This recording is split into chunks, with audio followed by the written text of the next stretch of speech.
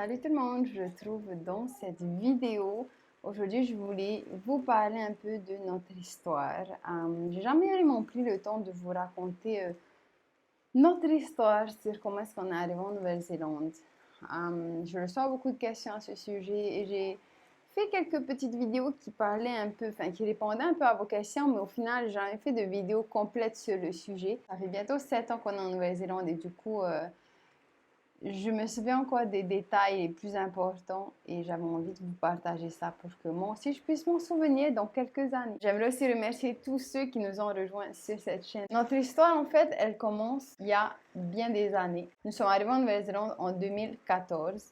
Mais moi, j'ai toujours voulu vivre en Nouvelle-Zélande depuis que j'ai su que mon papa était né en Nouvelle-Zélande. Du coup, je ne sais pas mon âge, je ne sais pas quel âge j'avais. Mais aussi longtemps que je me souvienne, c'était mon rêve de venir en Nouvelle-Zélande. J'ai toujours voulu vivre ici. Lorsque j'étais en quatrième, nous avons eu l'occasion de venir en Nouvelle-Zélande en échange linguistique avec une école d'ici. Et mon envie de venir vivre en Nouvelle-Zélande a encore plus grandi suite à ce voyage. En fait, ça a approuvé le fait que je voulais absolument vivre ici. D'ailleurs, le jour où j'ai quitté en Nouvelle-Zélande, j'étais trop triste, j'ai pleuré parce que j'ai laissé la famille de ma correspondante. Je ne voulais clairement pas rentrer à la maison du tout, je me sentais tellement bien ici. Mais c'était vraiment une étape de ma vie qui a fait qu'aujourd'hui je suis ici. Donc je remercie tous les professeurs s'ils passent par là, on ne sait jamais, ou tous ceux aussi qui étaient avec nous, si vous passez par là et que vous voyez cette vidéo et que vous vous souvenez de notre voyage en Nouvelle-Zélande. C'était pour moi, c'était vraiment une expérience très bénéfique dans ma vie. Enfin bref. Ensuite, en 2011, nous sommes venus ici avec ma famille, c'est-à-dire mes parents, mes frères et sœurs, moi, mon mari, mes enfants. Donc, à l'époque, j'avais un enfant, donc mon fils aîné avait 1 mois lorsque nous sommes venus.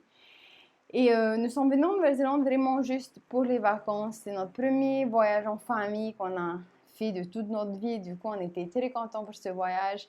Et d'autant plus que c'était en Nouvelle-Zélande. Moi, j'étais trop contente d'y revenir. Mes parents étaient trop contents de venir visiter le pays aussi. Du coup, c'était super chouette. Lorsqu'on est venu ici, en fait, on a eu un guide touristique qui a été... c'est un ami d'un de nos amis de Tahiti, qui est de Rarotonga, donc il parle le rarotongien. C'est une langue très très similaire au tahitien. Et mon papa parlant tahitien, ils ont beaucoup communiqué tous les deux, ils ont discuté. Pour être honnête, je faisais pas trop attention à leur discussion et tout. J'étais trop occupée à m'occuper de mon bébé et aussi à visiter, bien sûr. Mais on suivait un peu le mouvement parce qu'on était tous ensemble et donc on est allé aux affaires internes, on est allé faire les papiers et tout ensemble. Mais c'est vrai qu'à ce moment-là, je me rendais pas compte de l'impact. En fait, je savais pas trop ce qu'on faisait parce qu'on nous expliquait pas non plus vraiment. On remplissait juste des papiers, on nous disait signer là et tout. Et il y a cet ami en fait qui nous a aidé finalement à avoir nos certificats de citoyenneté.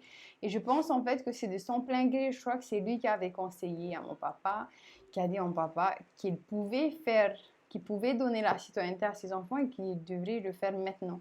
Et donc, en rentrant à Tahiti après ce voyage, nous avions eu nos certificats de citoyenneté.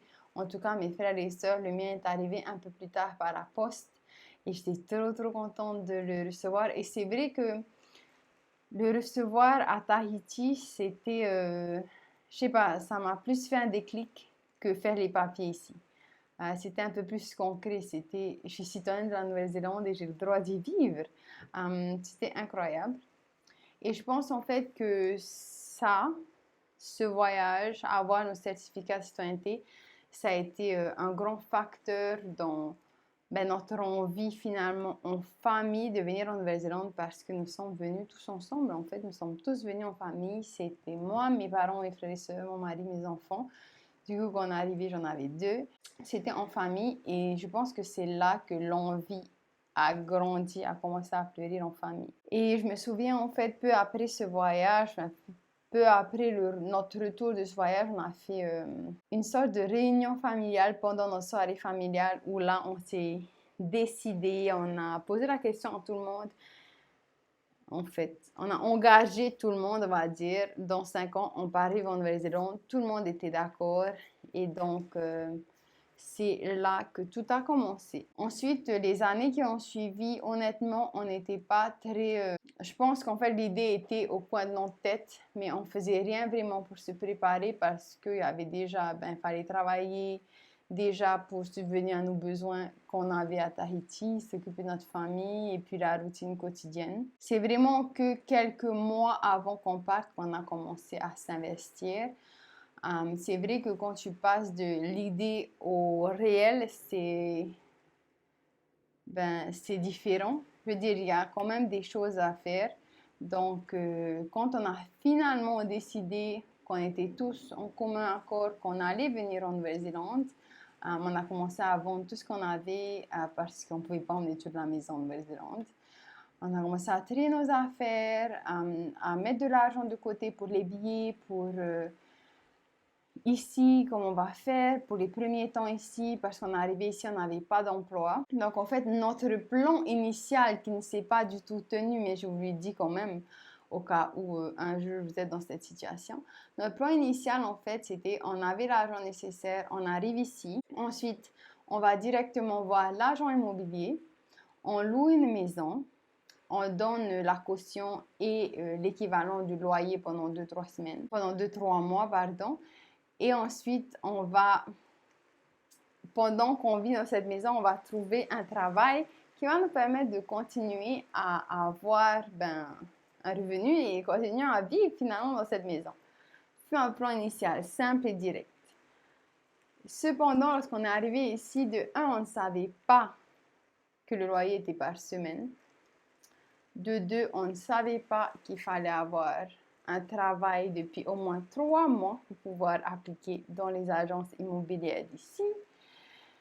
Et de 3, on ne parlait pas anglais. On n'avait pas de travail. Donc, on était bloqués. Honnêtement, on est arrivé en Nouvelle-Zélande et nous avons notre ami, le même guide touristique, est venu nous chercher. Il nous a envoyés à l'agence immobilière la plus proche. Et là, j'ai mis en pratique mon anglais, j'ai expliqué, j'ai essayé d'expliquer parce que bon, je parlais pas extrêmement bien anglais non plus. C'était clair en fait, la personne, l'agent immobilière nous a regardé, elle a dit on ne peut pas, si vous ne travaillez pas, on ne peut pas. Et ensuite, je me souviens avoir dit même si on a l'argent nécessaire pour payer le loyer d'avance, la caution, elle a clairement dit non, on ne peut pas, il faut des preuves de travail. Et c'était là. C'était notre premier jour ici. On est resté un peu, on ne savait plus quoi faire. Mais on ne s'est pas arrêté là, donc on a commencé à vivre dans un motel. Enfin, on a commencé à aller au motel, différents motels jusqu'à ce que mon papa arrive à être en contact avec un des amis qui s'était fait lorsqu'il est venu ici. Et ensuite, ils nous ont aidés à trouver un logement chez une dame d'ici qui au fil des mois avec elle finalement on a appris qu'elle était famille avec nous puisque c'était aussi une de Rarotonga et je sais qu'il y a beaucoup de familles Rarotonga et tahitiennes qui sont liées par la généalogie. C'était le cas de cette dame et de son mari, enfin surtout cette dame qui a bien voulu nous accueillir. Et puis voilà, on a vécu chez elle pendant quelques mois avant qu'elle nous aide à trouver un logement, moi et mon mari, donc une petite maison de chambre. C'est dans cette maison que j'ai commencé mes premières vidéos YouTube. Du coup, si vous allez les voir, vous verrez notre petite maison. Je crois, j'espère que j'ai laissé ces vidéos-là. Et mes parents ont vécu avec elle un peu plus longtemps avant qu'on bouge encore dans une autre maison et qu'on bouge et qu'on bouge. Mais voilà, j'allais un peu loin. On revient au début, au milieu. On s'est préparé à venir en Nouvelle-Zélande. C'était très émouvant de quitter la famille, commencer à faire nos au revoir à tout le monde. Mes cousines, mes amis. À l'aéroport, beaucoup de gens sont venus, on a dit au revoir. Et les larmes sont vraiment venues en fait dans la salle d'embarquement où là tu t'es dit, ça y est, pas, tu t'en vas quoi. Et ce qui était particulier en fait, c'est que nos billets, on n'avait que des billets aller simples. On avait juste des billets aller simples, en tout cas pour nous qui avions la citoyenneté. Et puis ma maman, mon mari et mes enfants avaient leur billet de retour parce qu'en fait, ils ne pouvaient pas prendre un billet d'aller simple. On avait bien sûr tous les papiers en ligne. J'avais imprimé les dossiers pour l'immigration et tout, mais rien n'avait été déposé. On a tout fait sur place. Je me souviens, c'est dans la salle d'embarquement que j'ai vraiment pleuré parce que je savais que ma famille allait me manquer tout simplement. Et puis ensuite, on est parti dans l'avion et on était parti pour la Nouvelle-Zélande. Et lorsqu'on est arrivé ici, on était trop contents.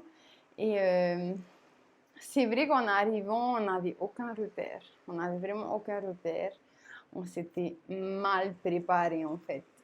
Et mais au final, on a été bénis parce que tout s'est bien passé. Ensuite, je vous avais dit qu'on était allé voir l'agence immobilière, on ne pouvait pas, on a contacté des amis et puis donc on vivait chez une dame qui nous a aidé à louer une maison. Mes parents sont restés chez elle, ensuite ils ont loué une autre maison. Et nous ensuite, donc moi et mon mari, nous vivions dans une petite maison à 2 chambres. On appelle ça des sleep-out. C'est des petites maisons qui sont derrière des maisons principales. Comme actuellement, nous vivons dans la maison principale, mes parents vivent dans le sleep-out. En fait, c'est une maison avec cuisine, salle de bain, 2 chambres. C'est un peu plus petit qu'une maison normale. Donc, c'est ce genre de maison qu'on louait à ces années-là. On a bien sûr inscrit nos enfants à l'école.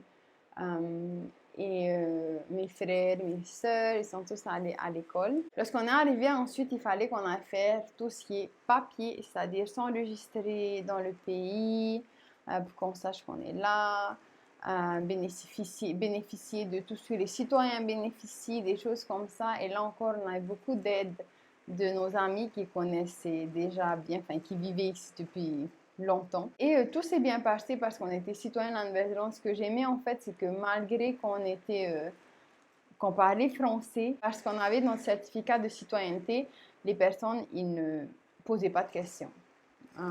Et ça, c'est quelque chose que j'ai aimé. Et voilà, je pense que j'ai fait un peu le tour de notre histoire jusqu'ici. Et puis le reste de l'histoire, vous connaissez, vous voyez sur mes vidéos YouTube, je vous raconte un peu ce qui se passe maintenant. Vraiment, si vous avez d'autres questions sur le sujet, j'espère que je n'ai pas oublié des détails. Mais si vous avez d'autres questions, n'hésitez surtout pas à me les poser. Pour moi, c'était vraiment une bénédiction en fait de vivre en Nouvelle-Zélande. C'est un rêve qui se réalise et je sais que j'étais vraiment bénie que mon papa soit né ici, que ça soit aussi simple. Et j'aime bien vous partager l'opportunité qu'on a à travers nos vidéos. Comme certains d'entre vous savez, on a aussi été guide touristique ici en Nouvelle-Zélande. On a planifié des voyages ici. Pas le billet d'avion, mais simplement votre séjour ici, on va dire. Et c'est quelque chose qui m'avait beaucoup plu. Ensuite, le COVID-19 est arrivé et puis de toute façon, j'avais eu mon 4e enfant. Donc là, ça devenait un peu difficile de continuer ça.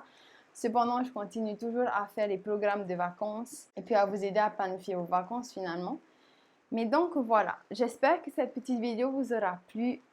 J'espère que ça vous aura un peu plus aidé à comprendre, à connaître notre histoire en fait. Je vais finir cette vidéo ici, d'ailleurs je vais la monter pour vous la poster dès que possible. Et on se dit à très vite pour une nouvelle vidéo. Nana!